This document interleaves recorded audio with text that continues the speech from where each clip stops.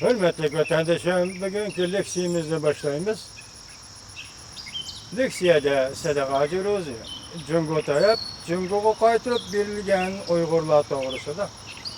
Amerika Qo'shma Shtatlari Davlat Mahkamasi e'lon qilgan bayonotga javob qaytirib, Amerika Qo'shma Shtatlarining bayonoti fakt sal qaridi deb ko'rsatdi. Mavzuli xabar 7 ayning 13 kuni Amerika ovozining Xitoy TV programmasida e'lon qilindi. Xabar mundaq boshlandi. Amerika Qo'shma Shtatlari e'lon qilgan bayonotda Birlashgan Davlatlar Tashkiloti hamda xalqaro kishilik huquq qo'g'dug'uchi tashkilotlarning Tayland hukumati tomonidan 109 nafar Uyg'urni zo'rlik bilan Jungoga o'tkazib berganligi tanqidlangan. Lekin qarata bo'libmi Amerika Qo'shma Shtatlari Davlat Mahkamasining e'lon qilgan bayonotiga qarata Jungo Tashqi ishlar ministrligining bayonotchisi javob qaytirib bayonot e'lon qildi. Jungo Tashqi ishlar ministrligining bayonotchisi Hua Chunying mundaq ko'rsatdi. Amerika Qo'shma Shtatlarining aloqador bayonoti faktga sal qaradi. Siyosiy bir taraflamalikka ega qonunsiz ko'chmanlar va o'g'irlikcha chegaradan o'tadiganlarga yo'l qo'yganlikdir. Hem aloqador xalqaro qonun nizomlarga xilaf. Jungo taraf qattiq norozi bo'ladiganligini va qat'iy qarshi turadiganligini bildirdi.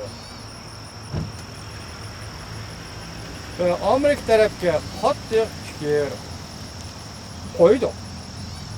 Bayonotchi Hua Chunying yana mundaq ko'rsatdi.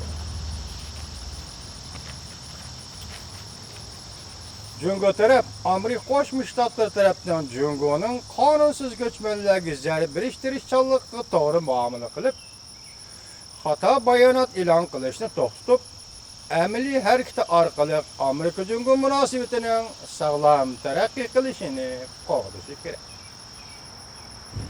Jumladan Amerika Qo'shma Shtatlari Davlat Majlisi Tashqi munosabatlar komitetining qarmog'idagi kishilik huquq gruppasining raisi Chris Smith efendi qatorliqlar yaqinda orqa-orqadan fikr bayon qilib, zo'rlik bilan Jungoga o'tkazib berilgan Uyg'urlarning taqdiriga ko'ngil bo'ladiganligini bildirishdi. Chris Smith efendi mundaq ko'rsatdi. Jungo hukumatining Xinjiang rayonida qattiq zarb berish harakati bir necha nafar zo'ravon radikalistlarga zarb berishning doirasidan olib ketdi. Jungoning Xinhua agentligi xabar qilib mundaq ko'rsatdi. Tayland hukumati Jungoga o'tkazib bergan 100 nafardan ortiq Uyg'ur aslida Tayland orqali Turkiyaga, Suriyaga, Iroq qatorliq joylarga berib İslam Radikalistlar Tashkiloti qatnashmoqchi bo'lgan. Bularning ichida 13 nafari zo'ravonlik harakatlarga ketishib bo'lib, Jungodan qochib ketgan.